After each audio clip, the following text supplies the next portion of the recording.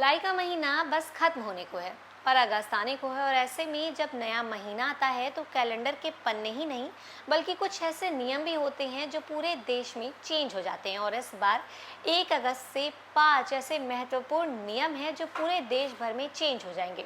अब कौन कौन से हैं वो नियम और उनका असर आप पे कैसे सीधा पड़ने वाला है, ये सब कुछ अभी हम आपको इस रिपोर्ट में बताएंगे। उसके पहले नमस्कार, न्यूज़ फॉर नेशन देख रहे हैं आप और मैं हूँ अदिति आपके साथ। देखिए, जुलाई का महीना अब लगभग समाप्त होने को है और नया महीना मतलब अगस्त का महीना आने को है।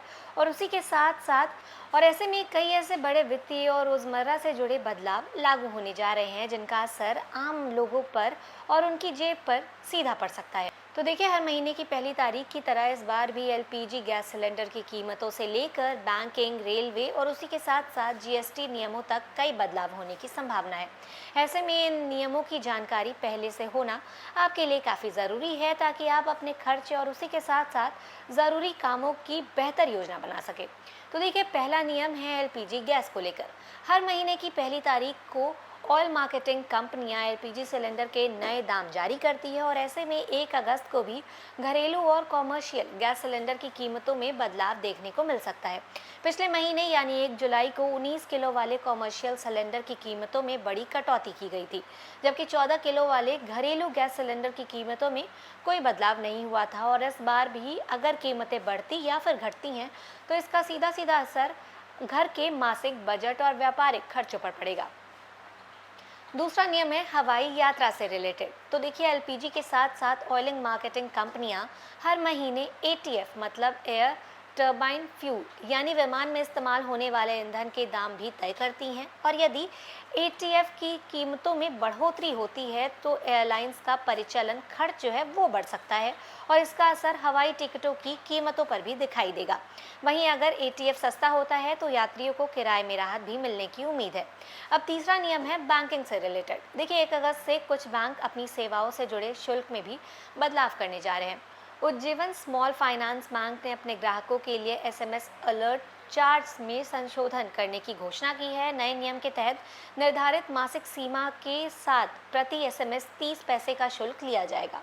इसके अलावा बैंक के ग्राहकों को ये सलाह दे दी गई है कि debit card maintenance fees, service charge और उसी के साथ साथ अन्य बैंकिंग शुल्कों में भी किसी भी तरीके की बदलाव की जानकारी अपनी शाखा या फिर बैंक की आधिकारिक वेबसाइट से ज़रूर प्राप्त कर लें। चौथा जो नियम है वो है तत्काल टिकट बुकिंग को लेकर। देखिए, भारतीय रेलवे भी 1 अगस्त से तत्काल टिकट बुकिंग प्रक्रिया में बदलाव कर सकती है। नए प्रस्तावित नियम के अनुसार अब रिजर्वेशन काउंटर पर टोकन उसी समय जारी किया जाएगा जब तत्काल टिकट की बुकिंग शुरू होगी। इसका उद्देश्य काउंटरों पर लगने वाली भीड़ को कम करना और यात्रियों को अधिक व्यवस्थित तरीके से टिकट उपलब्ध कराना है। और इससे लोगों को अलग अलग समय पर टोकन लेने और फिर टिकट बुक करने की परेशानी से भी राहत मिल सकती है। देखिए, पांचवा और आखिरी नियम जो है वो जीएसटी से रिलेटेड है। 1 अगस्त से जीएसटी से जुड़े कुछ नए नियम भी लागू किए जा सकते हैं जिनका असर व्यापारियों और कारोबारियों पर सीधा सीधा पड़ेगा। इसका मतलब है कि ई इनवॉइस और ई वे बिल सिस्टम को अधिक पारदर्शी और सुरक्षित बनाने के लिए अब बिल टू शिप टू लेन देन में मतलब शिप टू जीएसटीआईएन देना अनिवार्य किया जाएगा। साथ ही सिस्टम जीएसटीआईएन, राज्य कोड और उसी के साथ साथ अन्य जानकारियों का स्वतः सत्यापन करेगा।